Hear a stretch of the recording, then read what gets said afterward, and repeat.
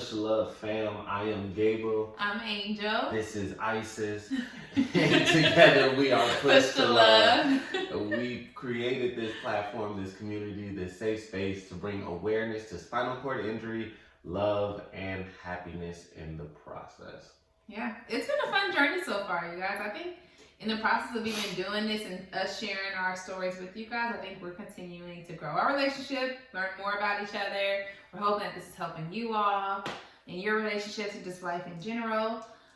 Today, we have a great topic, but before we get into it, hi Isis. Before we get into it, we're going to, of course, do our conversation breaker with Ultimate Intimacy app. Gabriel picked the question today. So the question is, in what ways am I easy to live with, and in what ways am I hard to live with? This is really, we really about to do this? Am I going first? Yes. Ladies first. What ways are you easy to live with? You're easy to live with in the sense of you're very low maintenance. You're very low. You're a low maintenance kind. I was actually saying that in my head. I was like, if she don't say I'm low maintenance, I'm fighting her old camera. You're this very. is gonna turn into Fight Club real quick. Sit down, Mama. Sorry, y'all. On the podcast world, our doggy is like wanting all the love and cuddles today, so she's. Go to your bed. Oh, she looks so sad. But yeah. So the ways that Gabriel's easy to live with, he is very low maintenance. I'll give it, and it's so funny because I think like a lot of his friends like joke to him because they joke to me like, oh, he's like a princess, like he's, you know, he's high maintenance, he's this, and he's high maintenance in the sense of he likes what he likes. Like I can't go buy Gabriel Trader Joe's wine. I have to get him because if he likes it, he's gonna do the best of it. So I have to get him Justin. It's not no. Like, so hold on. I am high maintenance. Like that's not high maintenance because it's not high maintenance if you do it for yourself. This is the standard I have set for myself in life, and I provide this standard. Okay, but for other people, that may be high maintenance. And it's the thing. I never ask other people to do anything for me. This is true. So this is the thing. If people be like, "Oh, you extra," it's you so all the funny way how up there, hard he defends himself about high maintenance. Don't try to leap out of your living area to my living area. Right. See, you uncomfortable because this ain't where you're supposed to be. The air is different. Go back to go. The air is rare up here. Don't. It's not hard for me. I remember a few years ago, we were living in Tucson and we were at one of our favorite Mexican restaurants, and you literally was like, "Am I hard to be with?" And I was like, "Actually, this has been the easiest relationship I've ever been in." Like, there goes Zion. Yawn number one. Yawn one. We're gonna count as yawns on this podcast. But you asked me, were you easy to be with? No, were you hard to be with? And I told you this was the easiest relationship I've ever been in. Because it has been. Like, yes, relationships are hard, but one thing I will say about Gabriel is I actually like Gabriel. Like, it's one thing to love, for real, it's one thing to love somebody, it's a whole nother thing to continue to like somebody. And me, I fall out of like very easily. But I'm always gonna love you because, you know, like there's a love that we share and a love that we built. But liking you, I actually genuinely like Gabriel. Like I like being around him. I like talking to him. I love his personality. I like Gabriel. So yeah, that makes life easy. As far as in what ways are you hard to live with? One thing about Gabriel that I have learned, and I actually have told you this is nothing new, but wherever Gabriel isn't, like I can be gone for 12 hours of the day at the hospital and I come home and I can tell you every single spot that Gabriel was in the house because he leaves behind something like I legit like, okay, he spent a little bit of time in the living room on the couch. He was in the bathroom, not our bathroom, but the front bathroom, because you could just tell. And then it's like, oh, he walked through this way, probably was on the phone and dropped his jacket. Like he leaves the toilet seat up. Not even that. I can just like he'll take a shoe off, just one, in the bathroom, and then the other shoe. If you go to poop with clothes on, you are a psychopath. There's like I have to poop completely naked. We have two, like this is our front living room area, so it's very intimate, very formal. And sometimes I walk in the house and this is the area that I see first, and I could tell Gabriel either had a really bad day or like something happened, because like there'll be stuff on this couch, and normally this house is bare and there's nothing but just the pillows, but like his jacket would be over it or his shoes would be, it's little stuff. I could just tell where you've been, no matter, like I could just, yeah, you. And I hear that's a guy thing. I hear it's a guy thing. Women even say hurtful things. That's what. Oh, I'm sorry, baby. No, it's okay. It's gonna be my turn soon. Oh my gosh, don't do me. So, how are you? Easy to live with? That's actually a really good question. Like it's hard. You are very, so like in so many ways you are yin to my yang. Mm-hmm. Like you are a very open, like lovey-dovey, like, oh, love the world. Mm-hmm. Like I want to talk to everybody all the time type person. I am I'll talk to you to a certain extent, and then after this, I'm gonna be like, oh, I'm tired. I'm over this. Right. I'll shut down. Yeah. All right, it's time for y'all to go. Why are y'all still here? Like, I don't like to entertain at the house. Okay. Yes, you don't. You gonna make me kick you out. Like, don't make me kick you out. Like, I'm gonna be like, yo. Like, there's actually have been times that we've had, and these were his friends, not mine. Yeah. And after, like, I think 11 o'clock at night, we had spent, like, all day with them. It was 11 o'clock, we played Monopoly. Monopoly went bad. And Gabriel legit was like, I'm done. House full of people. He just goes to the bathroom and goes to sleep. So they're all looking at me, and I'm like, I think it's time for you guys to go. Like, I think he just shut down the party. You guys kind of gotta go now. So that's why I like going to other people's place to do stuff, cause like I can leave at any point. I can be like, you know what, it's been fun, but now I'm tired of your face. I'll see you in 3 weeks. Right. Like that's the type of person I am. So like the difference is you are that buffer between me and other people, and then like also like. Me, I'm the type of person where my brain will be like scatterbrained at times, so I have stuff everywhere. And I know eventually you'll come behind the picture. Because I hate clutter. Oh, I hate clutter. But he works best in clutter. Like there's times I've organized his clutter and he's like, what did you do? I have a system. It's like constructive chaos or whatever. Yeah. It works for you. It doesn't for me. It does. I have to legit like block out a certain area in our main area, our dining room table, because it's not a dining room table. It's Gabriel's office. How are you hard? Wait, so how was I easy? You didn't really say like. Yeah, like you're getting to my game. Okay. Like you balance. I balance you. Okay, so how am I hard to live with? Ugh. Oh, don't even. You are a lot. Am I? Yeah. A lot in what way? You're high maintenance. I am not high maintenance. So you're saying that I expect things from you that I can't give myself? No. I mean like high maintenance, like you need a lot of attention. Oh. Like you are the type of person where you'll like walk in a room, just look at me, and then I look at you, and then you'll walk out the room, and I'm like, well, what did you do? You haven't looked at me in 15 minutes yet.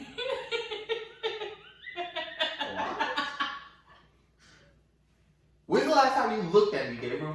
The last time you were in here? I don't know. Exactly. You don't know. What kind of person doesn't know the last time you looked at their wife?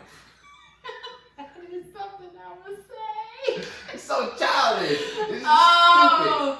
You just want to pick. That's funny. You want to pick. Another thing, like... wait, this is not therapy. Like, we said one thing, bro. I didn't go there. I have my ring off, fam. We out here. I hurt that man's feelings, y'all. So I like take my. Oh, I don't have my ring on. Like I don't wear my ring in the house. She takes it personally. I genuinely don't like jewelry. I have mine on. I don't wear any jewelry. I like the most jewelry I've ever consistently worn in my life was earrings. Mm-hmm. And even then, like I stopped wearing them because I was like, I just don't like them. Like, they look nice, but. It's just a lot. The maintenance of it, right? The maintenance. I don't like. I'll set my ring down on a hard surface like this, and I'll be like, ding, ding, ding, ding, stop throwing your ring. This is what he does for everyone watching this on YouTube. He takes his ring and he goes like this. He does that, and it drives me nuts. And he even told me, mind y'all, we've been married, y'all, for 4 months. Who has a chip on their ring? They're rose gold, pure rose gold. Firstly, I work with my hands a lot. I push all the time. He's like, I got a chip on it. Yeah, and I'm like, from what? Probably from dropping it. Yeah, I'm sure. It wasn't from dropping. What was it from? It's probably from like pushing my wheelchair, dinging something, hitting like the doorway. I be trying to cut it close and I get my finger, that be hurting. That be hurting. I know y'all know my struggle. Like you catch your hand in the door. Yeah. Oh. Yeah. Sound like an old man cussing. Oh shit. That's how my dad used to cuss. Yeah, like that's. Oh man. No, it could have been from that. But you know, like you're high. I'm not. I think I'm not high. I think you're high maintenance. I'm not high maintenance. I think that I just enjoy attention, and that's why you and Isis don't get along all the time. Yeah, because we fight for attention. Y'all both fight for attention. We're high maintenance in the attention category, not in like life. Like we're not high maintenance in life. Like I can sit at home and be good, but in the attention, in the attention category. Like I like attention. You're high maintenance. Because this is my thing. I'm not looking for attention from nobody else, so I'm gonna get it from you. Oh, it's going to be God. High maintenance. Whatever. You enjoy it. I don't. He does. He looks at this booty every day. No, that. I like to look at my work. I created that. I created that. That's a y'all saw her when she was first, like before you had it. I should go get the picture. Yeah. But anyways, all right. So today we're going to talk about taking the taboo out of arguments. Yeah. So kind of hitting on some major points of like, you know, those trigger points that you will push or those things that you'll do or say that you know will get under someone else's skin. But then like, how do you find a way to avoid them, but then also like work out arguments? Right. This is my thing. Arguments are very inevitable in every relationship. And I feel like for us in the beginning, we used to get in really bad arguments. Like our arguments would go from like 0 to 100 in the beginning. And we had to literally figure out a way that because it was like every argument should not end up in we're about to break up.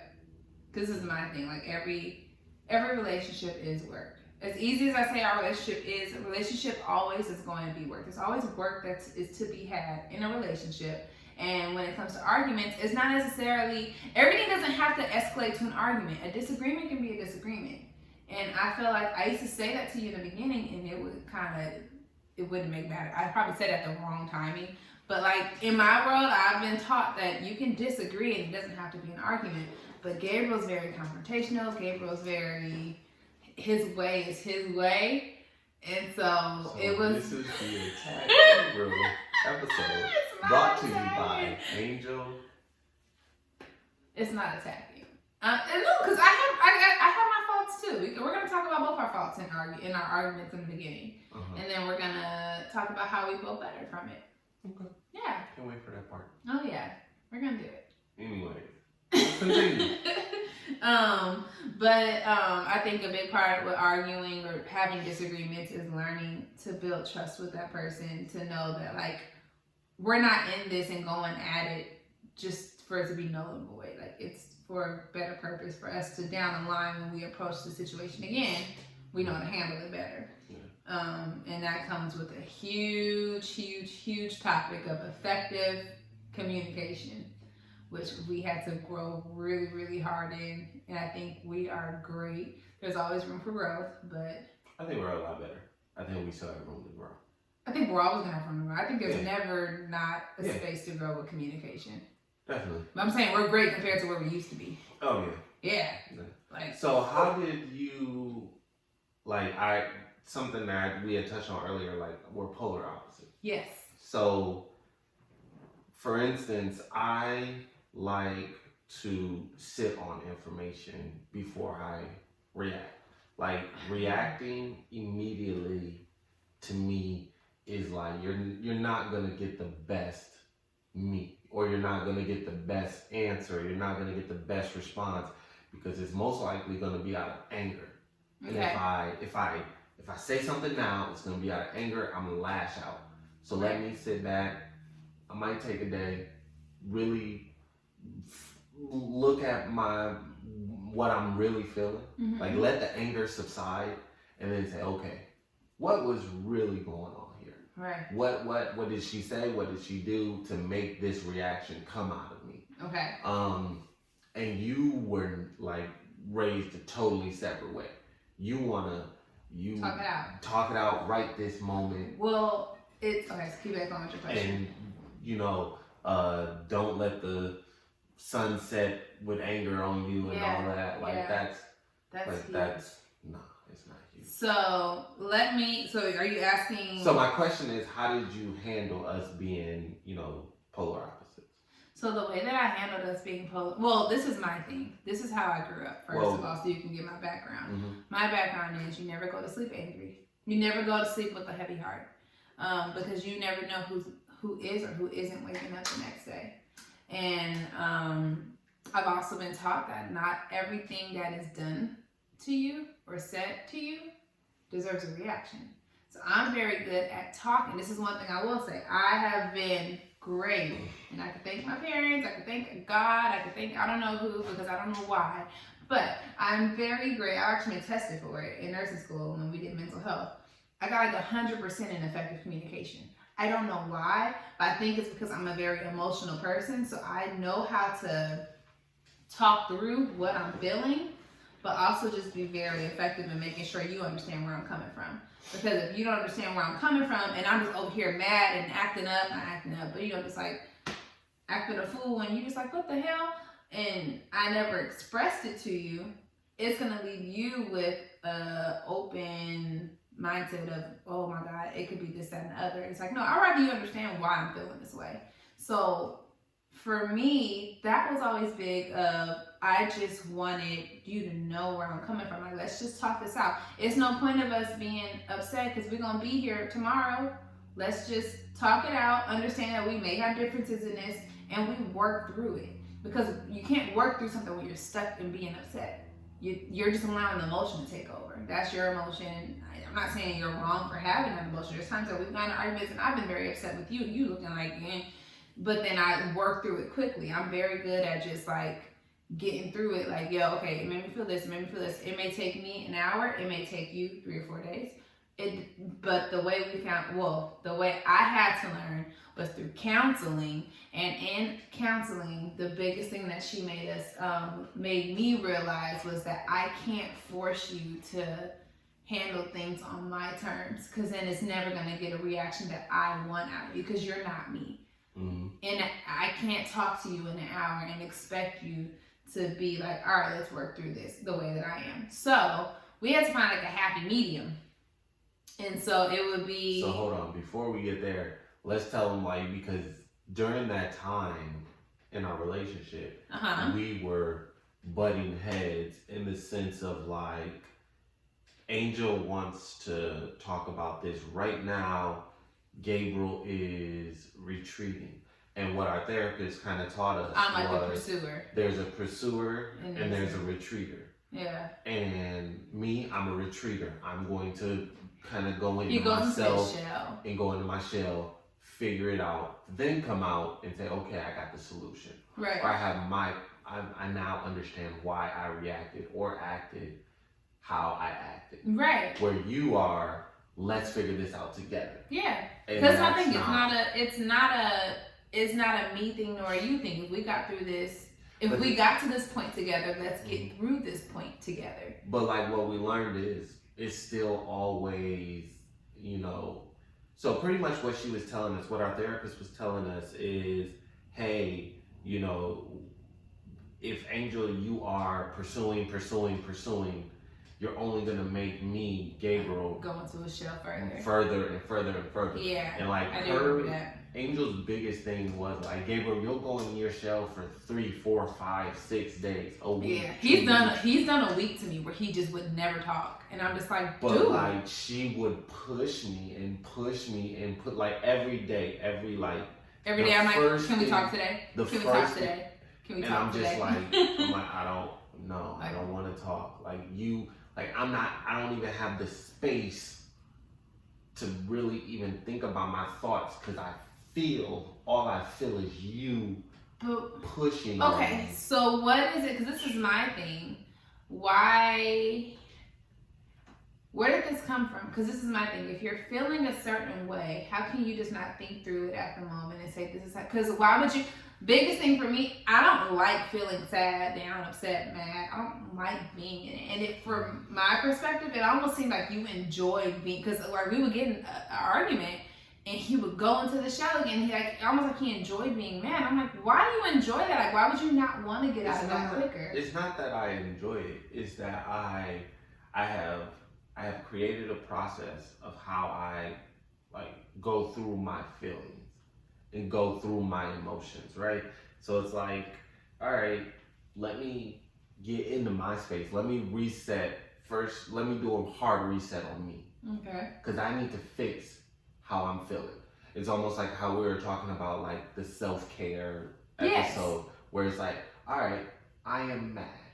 Mm-hmm. I need to fix me not being mad. It's not Angel's responsibility to not make me mad or to make me happy or to make me, ecstatic. Like, it's my job. Let me make me happy first. Mm-hmm. Okay, now check that off. Gabriel's happy. Now in this happy space, Gabriel, let's have an honest conversation with yourself, because if I can't be honest with me, I can't be honest with you.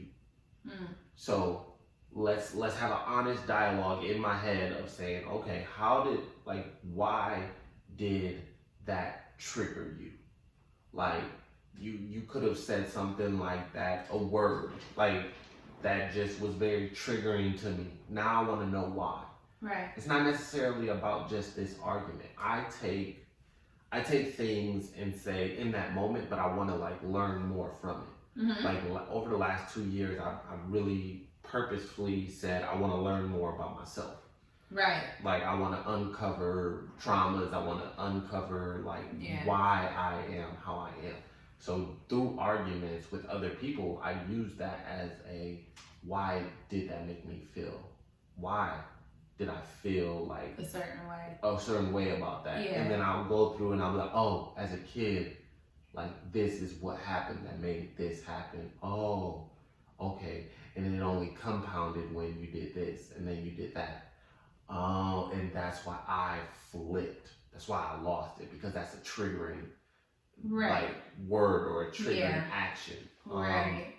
So, and then literally by that point, now I'm like, okay, so now I can have a conversation with her openly and honestly and say, hey, look, I apologize. And I can genuinely mean it, because I'm not the type of person that doesn't apologize if I don't mean it. Yeah. I agree. You shouldn't apologize if you don't mean it. Yeah, but what I'll do is I'll hit you with a politically correct answer. I'm sorry you felt that way. Right, but that's such a backwards apology. That's not an apology. I know, it's not. That's not an apology. And it's almost an insult. I would rather you not say that. Mm-hmm. I know most people would. But this is the thing. But then don't insult people by saying that. But if you're pushing me in the moment, you want something in that moment. You want validation. But I don't want an I'm sorry. It's not an I'm sorry. But you want something. You want something. Yeah. And that's all I have for you. At this moment, I don't have any answers in my head. I don't have any regret or sorrow in my heart. At this moment, there has been no reconciliation. That is so crazy, because we're completely two polar opposites. There is no reconciliation. I get upset with you, and I'm quick to figure it out. I don't like being on bad terms with people. I don't have. This is my thing. It takes so much more energy to be on bad terms and have all that hate and anger in your heart than it is to be good. So I just rather work through it. Say, all right, bet we had this argument. You made me feel some kind of way. I'm gonna retreat. I go to the room, close the door, cry, do whatever it is that I gotta do. Give me 15, 20, 30 minutes to get through that. Then I spend another 30 minutes of, okay, where was I wrong? Where can I apologize in that area? What can we do better next time? Because it's not like this will never pop up again. If it's an argument, 9 times out of 10 it's gonna come up again. So what can I do next time to make sure that we don't end up here again? Mm-hmm. I go through all that literally in an hour. The emotions that it takes for you in 3-4 days, but you have now managed to get down to like 1 to 2 days? No, it only becomes 3 or 4 days when you continue to push. Okay. The more you push, you only extending that clock. Right. Because now you're making it harder and harder for me to self-care myself. Right. And if self-care don't happen, ain't nothing happening. Right. It's like a assembly line. If we don't put this part on first, can't really put nothing else together. Right. So like if this is at a standstill, the whole line is at a standstill. Okay. So yeah. I get it. Well, then my question to you would be, at what point did you trust me enough to understand that your ways have to change? Because at some point we both had to say, okay, this obviously isn't working the way that we're doing it. The way we're going at it isn't working.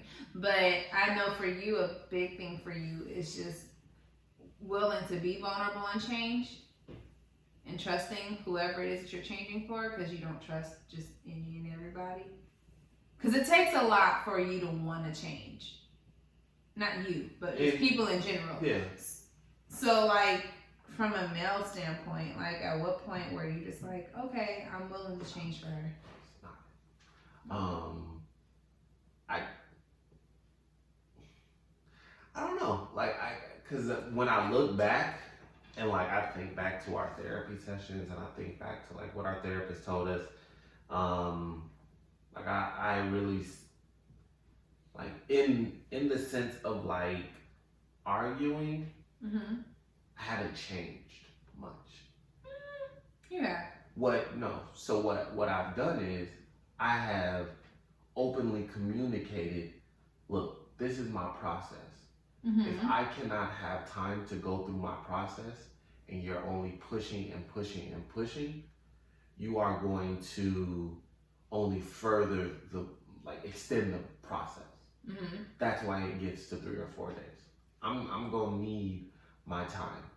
And so unlike you in the sense of where you're like, oh, you don't want to be angry at people. I'm not angry at people. Like I can literally just not talk to you. That's kind of a skill that having 2 sisters Mm-hmm. that lived to annoy me at times, like I have learned and mastered the skill of you no longer exist. Like my mom and dad would come to me like, why are you letting them get to you? Like why? Because they are bugging you and then you're reacting and then you're in trouble. So ignore them. And as a kid, I took that to heart. I'm going to ignore you. But that's not necessarily a good trait. No, it's not a good trait if you use it for the wrong reason. Mm-hmm. If I'm ignoring you who's trying to affect me in a negative way, it is a good trait. If I am ignoring you in a way where it's like, oh yeah, whatever, you just don't exist ever. Yeah, that's bad. Like, because you're ignoring the problem, the source of the problem, and you're only damaging the relationship. Right. But if I'm like, hey, I'm taking this process, I'm just ignoring everything else that's around me, and I'm gonna just internally handle me, handle that, and then externally handle anything else that needs to be handled. That's different. You know. So I think in the way that I do see that I've changed is I've been able to openly communicate my process. And that would be changed because for a while, like it was just like, yeah, I need my me time. And that's all I'm saying. Like, who are you? I don't have to explain anything to you. You don't pay none of my bills. I don't owe you nothing. That's always how I live my life. What do you do for me to make me owe you anything? I don't owe you anything. You did not give me life. You are not my God. Don't owe you anything. So you see that needed to change for a relationship to work, I guess? So in terms of the relationship, it's like I might not owe you everything, but I owe you the communication piece and to say, hey, look, I get what you're going through over there, but I have to do this. I'll get back to you. And that's kind of where I've That's helped out a lot though. The moment you started doing that, it was like a shift. It was like, oh, Okay. Because when you just would retreat and not say anything, then I'm like, what's going on? What's wrong? What's this? What's that? And it could be something that he could be upset about that I didn't even know caused a rift between us. You know? And so I think the effective communication part of it really, once we got a handle on it, and even with him learning to communicate more, I actually had to learn to communicate less. I had to figure out a way to get my emotions out, not in a whole lecture to him, but within like 2 sentences, 15 words, figure it out, how you feel, what you gotta say, and then you need to give him his space. And that was hard for me because I like to talk. Like, I really enjoy talking. You like hearing your own voice? No, it's not like, I actually really don't like my voice. I actually hate my voice. I do not like my voice. My voice, to me, because in my head, you know, you can hear yourself. I feel like I sound really annoying. Gabriel! I love your voice. That's so Your mean. voice is soothing music to my No, soul. it's not. It is. No, it's not ugly. No, I've always been, because I know I have a high-pitched voice. Is it high-pitched? It sounds high-pitched in my world, like in my head. But my grandma, my dad's mom, she had a very high-pitched voice, and people say I sound like her. So I just think like, oh, if I sound like her, she had a higher pitched voice, not really high, but you know, of the octave. She was on a higher range, and so I'm like, oh my God, if I sound like her, then that means I'm not saying her voice was annoying, but I feel like my voice is annoying. Yeah. When you're nagging. Oh my gosh. I just be sitting there like. We want to do the cartoon thing, just put the cotton in the ear. Yeah. Whew. Yeah. But no. So, but no. How did you feel? Okay, so there was like, I think there's this huge stigma of like thoughts of when you go to therapy, like especially if you're with a woman therapist, she's automatically gonna be on the woman's side. She is automatically. Is that how you felt? So I think that was the thought of going into like relationship counseling. I think a lot of men have that, like yeah, that woman. I've heard that. How did you feel when she wasn't on your side? Oh, like she wasn't like on she my side. like she. No, I think that's one thing I will say. What Our therapist never took sides. Exactly, but like would disagree with you in the sense of like, tell him he needs to stop retreating. Well, that's his thing. Well, that's the thing. This is my thing. It wasn't. I never felt she took your side. She never once said, "Angel, you're right. Gabriel, you're right. No. Angel, you're wrong. Gabriel, you're but wrong." What she was saying. It was more so she was like, "Can you understand why?" And I'm like, "No." Like she would hear what he has to say, and then she'll go, "Angel, do you understand?" No, I don't. I mean, it's stupid. I'm like, that's stupid. The way he acts and operates, it's stupid. It makes no sense. Because if I were to wake up the next morning dead, not wake up, but if I don't wake up the next morning, I die in my sleep, and he over here stuck on stupid because he can't figure out his emotions, then he gonna feel real stupid. Like, dang, I should have just figured it out. You would have. Yeah, no. You would have. And this is my thing. Granted, you have had people close to you pass away, but like not like immediate family.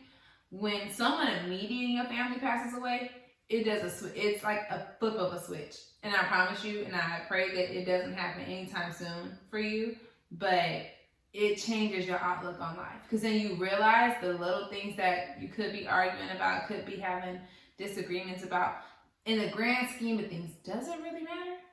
Does it really matter? I've had close people. No, I was gonna say, I'm not saying not close people. I'm saying immediate. It's something different between close people. Like I've had my grandma, my cousins pass away, and I've had my dad pass away. And I'm telling you, it's different. And it's something. It's like like I said, it's like a light switch. And at that point, you're just like, is this really worth it? And that's what I got. So when we would, because this is my thing, when we would argue, I would think back to just anything, and I'm like, yo, is it really worth it? Like if something were to happen to either one of us tomorrow, I know, but I don't expect you to look at that because you haven't been through what I've been through.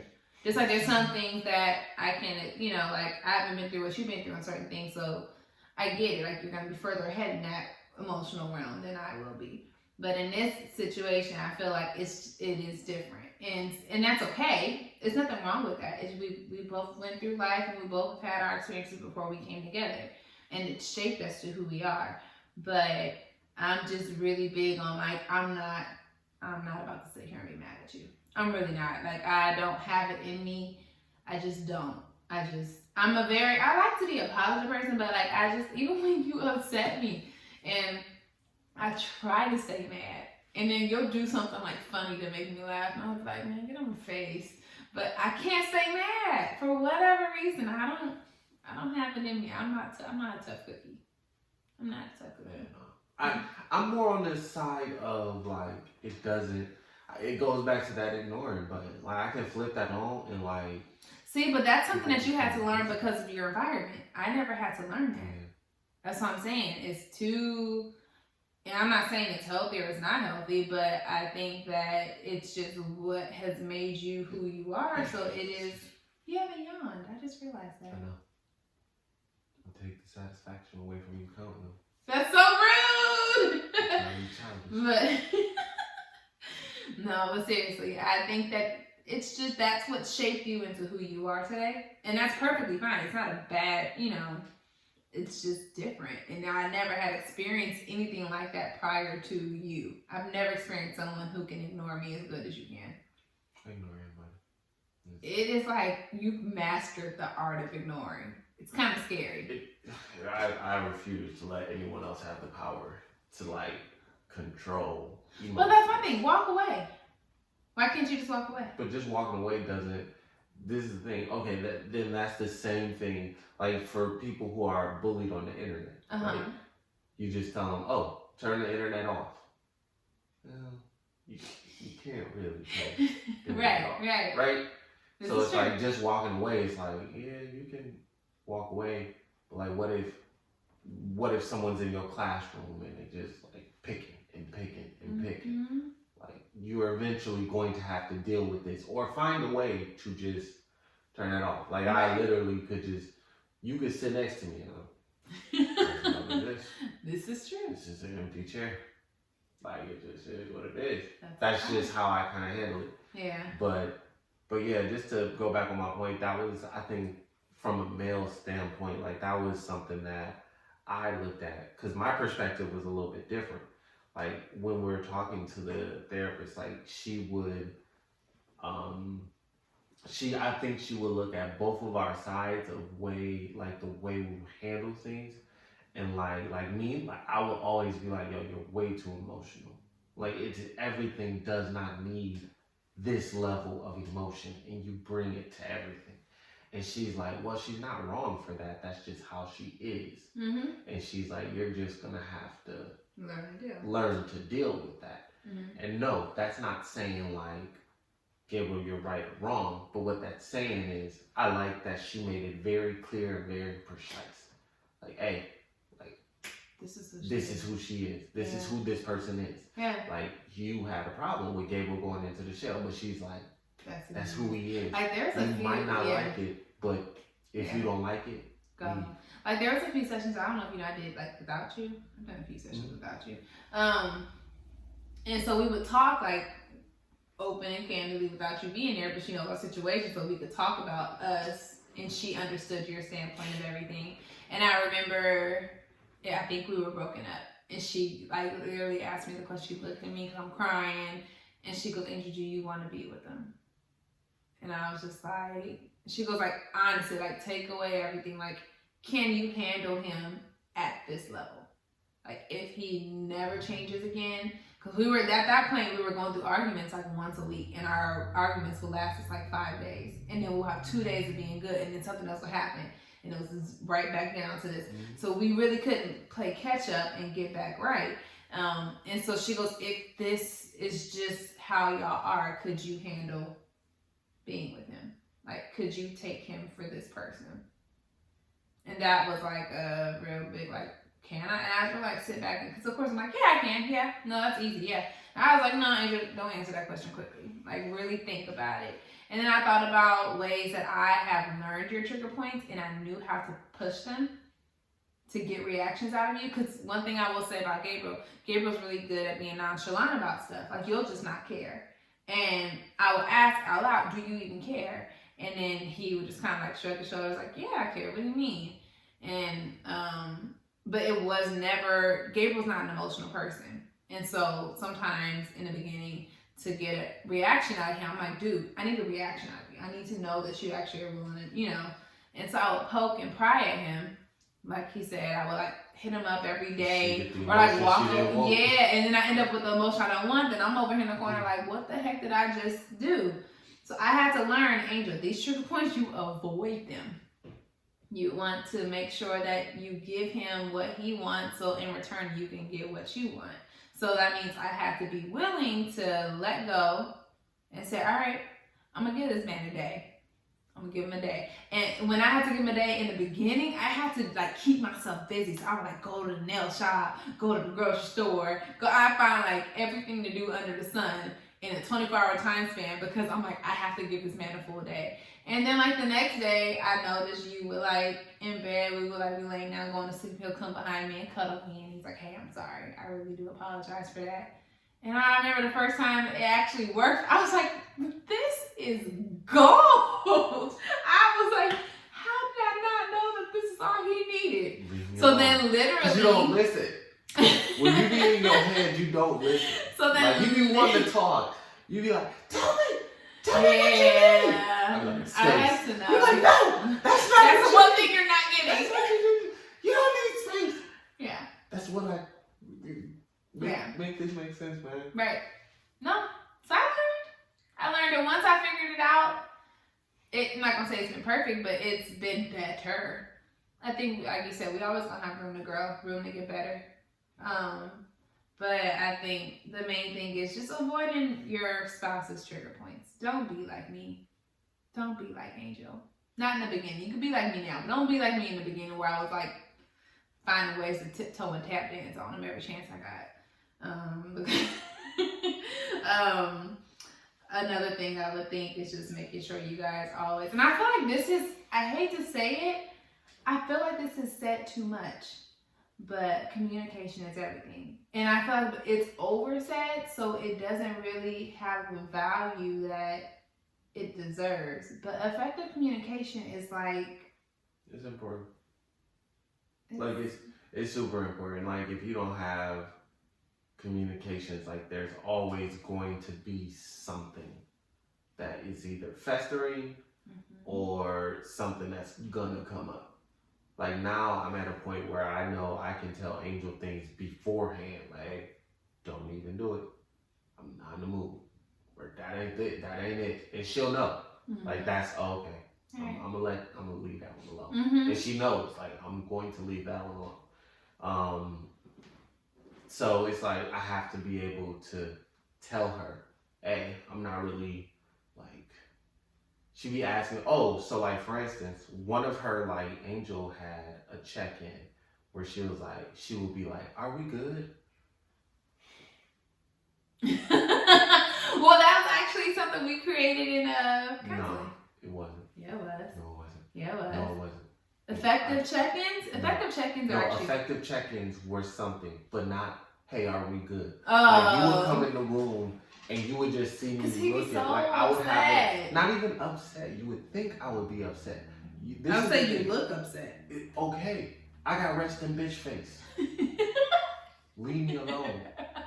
And the thing, like, you asking me, am I good? And I'm perfectly fine. You making me think, like, yo, I'm self-conscious. Like, now I gotta be self-conscious. Like, am I not okay? Now you making me go through this whole feeling check on the inside. Like, yo, you good? All right? Everything good? I didn't even need to do this. And now I'm mad at you. Because you throwing off alarms that don't need to be going off. So I literally had to tell her, don't ask me that question. Find another way to do it. That's not it. Like, that's a trick. Like, I just got upset a little bit. Just thinking about it. I'm like, I haven't even asked you that. And like, why? Like years. Oof. Thank God. No, not years. It's been months. Don't give yourself that much credit. But yeah, so like being able to communicate and like tell her, yo, this is a trigger. Don't do it. Yeah. Because if I do that, when she and if she does, I am no longer responsible for my actions. I told you what you was gonna walk into if you did this. Right. So that's like, but it also takes trust. to tell someone the vulnerable spots and the things that do get on your nerves. So it takes time and patience and communication to get to this point. Yeah, but we're here and we're doing good. Yeah. So we hope that this kind of helps you guys out. Understand that arguments and disagreements will happen. And it's okay. It's not the end of the world. It's not the end of your relationship if you don't want it to be. If you want it to be, by all means, take your pick. But if you really want to work hard at it, it doesn't have to be the end of the world when you guys don't see eye to eye on something. Because you're two different people, two different backgrounds, two different lifestyles, two different aspects. You guys will always see things differently. Yeah. All right, y'all. So make sure you guys subscribe on YouTube. Follow us on